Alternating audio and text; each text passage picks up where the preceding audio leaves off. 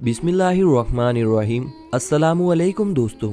वफ़ात से 3 रोज़ कबल हुज़ूर अकरम सल्लल्लाहु अलैहि वसल्लम उम्मुल मोमिनीन हज़रत मैमुना रदियल्लाहु ताला अन्हा के घर तशरीफ़ फरमा थे। इरशाद फरमाया, मेरी बीबियों को जमा करो। तमाम अजवाज मुताहरात जमा हो गई तो हुज़ूर अकरम सल्लल्लाहु अलैहि वसल्लम ने दरियाफ्त फरमाया, क्या तुम मुझे इजाज़त देती हो कि बीमारी के ये दिन मैं आयशा के यहाँ गुजारूं? सबने कहा, ए अल्लाह के रसूल, आपको इजाजत है। फिर आपने उठना चाहा लेकिन उठ ना पाए तो हजरत अली इब्ने अबी तालिब और हजरत फजल बिन अब्बास रदी अल्लाह ताला अन्हु आगे बढ़े और नबी करीम सल्लल्लाहु अलैहि वसल्लम को सहारे से उठाकर सैयदना मैमुना रदी अल्लाह ताला अन्हा के हुजरे से सैयदना आयशा रदी अल्लाह ताला अन्हा के हुजरे की तरफ ले जाने लगे। उस वक्त सहाबा इकराम रिजवानुल्लाहि व अजमईन ने हुजूर अकरम सल्लल्लाहु अलैहि वसल्लम को उस बीमारी और कमजोरी की हालत में पहली बार देखा तो घबरा गए।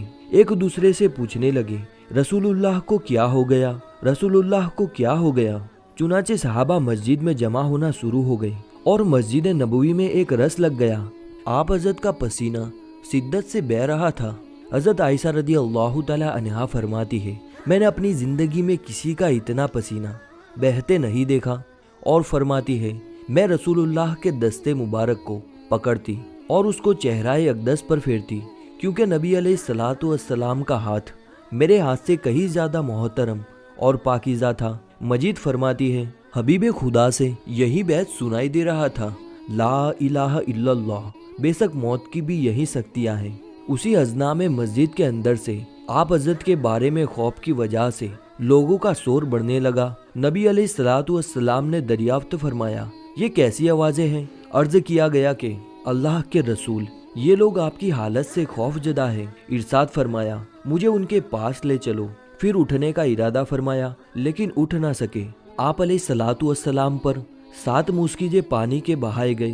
तब कहीं जाकर कुछ अफाका हुआ और सहारे से उठाकर मिंबर पर लाया गया। ये रसूलुल्लाह का आखिरी खुतबा था और आप अलैहिस्सलातु वस्सलाम के आखिरी कलिमात थे। फरमाया, ए लोगो, शायद तुम्हें मेरी मौत का खौफ है। जी हाँ ए अल्लाह के रसूल। इरशाद फरमाया, ए लोगो, तुमसे मेरी मुलाकात की जगह दुनिया नहीं, तुमसे मेरी मुलाकात की जगह हौज कौसर है। अल्लाह की कसम, गोया कि मैं यही हौज कौसर को देख रहा हूँ।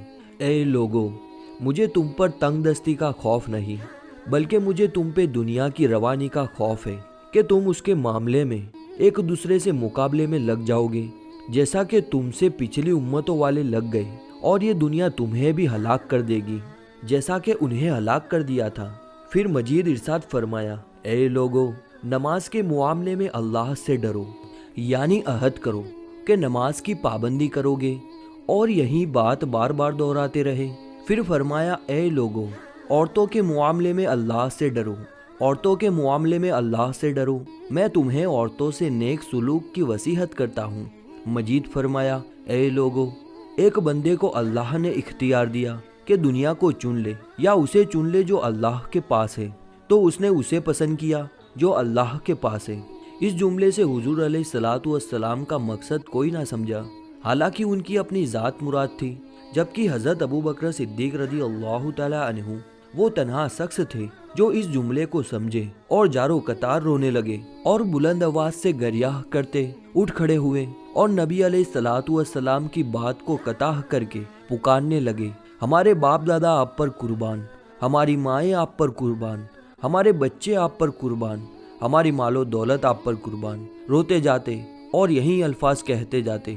सहाबा इकराम नागवारी से हज़रत अबू बकर सिद्दीक रदी अल्लाह ताला अन्हु की तरफ देखने लगे कि उन्होंने नबी अलैहिस्सलातु वस्सलाम की बात को कैसे कताह कर दी।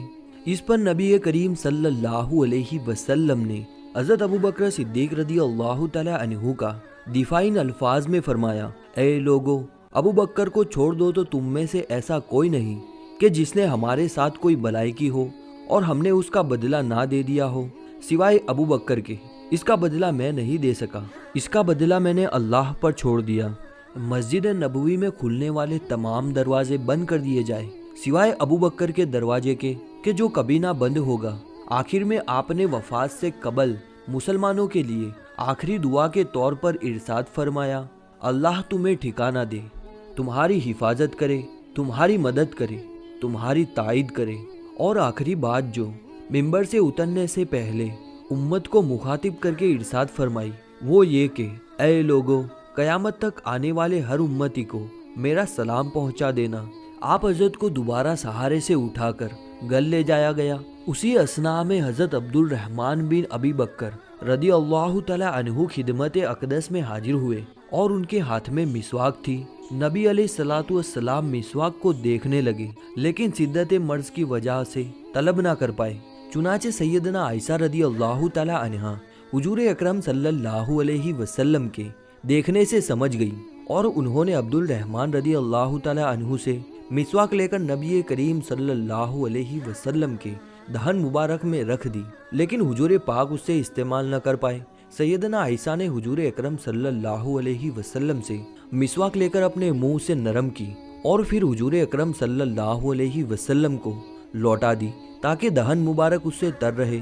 فرماتی ہے جو آخری چیز جو نبی کریم صلی اللہ علیہ وسلم کے پیٹ میں گئی وہ میرا لعاب دہن تھا، اور یہ اللہ تبارک و تعالیٰ کا مجھ پر فضل ہی تھا کہ انہوں نے وصال سے قبل میرا اور نبی کریم صلی اللہ علیہ وسلم کا لعاب دہن ایک جاہ کر دیا۔ ام المؤمنین سیدنا عائشہ صدیقہ رضی اللہ تعالی عنہا مجید ارشاد فرماتی ہے پھر آپ صلی اللہ علیہ وسلم کی بیٹی سیدنا فاطمہ رضی اللہ تعالی عنہا تشریف لائی اور آتے ہی رو پڑی کہ نبی کریم صلی اللہ علیہ وسلم اٹھ نہ سکے، کیونکہ نبی کریم صلی اللہ علیہ وسلم کا معمول تھا کہ جب بھی فاطمہ رضی اللہ تعالی عنہا تشریف لاتی تو حضور اکرم صلی اللہ علیہ وسلم ان کے ماتھے پر بوسہ دیتے۔ حضور اکرم نے فرمایا اے فاطمہ قریب آ جاؤ۔ پھر حضور نے ان کے کان میں کوئی بات کہی تو آپ رو پڑی اور زیادہ رونے لگی۔ انہیں اس طرح روتا ہوا دیکھ کر حضور علیہ الصلوۃ والسلام نے پھر ارشاد فرمایا اے فاطمہ قریب آ جاؤ۔ دوبارہ ان کے کان میں کوئی بات ارشاد فرمائی تو وہ خوش ہو گئی۔ حضور علیہ الصلوۃ والسلام کے وصال کے بعد میں نے سیدنا فاطمہ رضی اللہ تعالی عنہا سے پوچھا تھا وہ کیا بات تھی جس پر آپ روئی اور پھر خوشی کا اظہار کیا۔ سیدنا فاطمہ رضی اللہ تعالی عنہا کہنے لگی کہ جب میں پہلی بار قریب گئی تو فرمایا فاطمہ میں آج رات اس دنیا سے کچھ کرنے والا ہوں، جس پر میں رو دی۔ جب انہوں نے مجھے بے تحاشا روتا دیکھا تو فرمانے لگے فاطمہ میرے اہل خانہ میں سب سے پہلے تم مجھ سے آ کر ملو گی، جس پر میں خوش ہو گئی۔ سیدنا عائشہ رضی اللہ تعالی عنہا فرماتی ہے پھر آپ حضرت نے سب کو گھر سے باہر جانے کا حکم دے کر مجھ سے فرمایا عائشہ میرے قریب آ جاؤ۔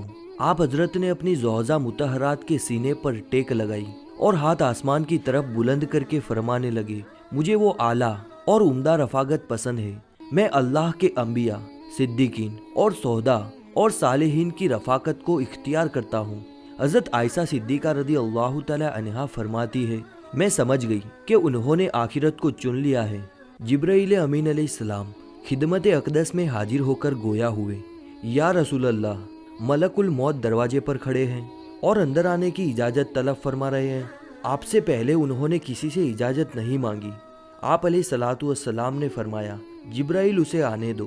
ملک الموت نبی کریم صلی اللہ علیہ وسلم کے گھر میں داخل ہوئے اور کہا السلام علیکہ یا رسول اللہ، مجھے اللہ نے یہ چاہت جاننے کے لیے بھیجا ہے کہ کیا آپ دنیا میں رہنا چاہتے ہیں یا اللہ کے پاس جانا پسند کرتے ہیں؟ فرمایا مجھے اعلیٰ اور عمدہ رفاقت پسند ہے۔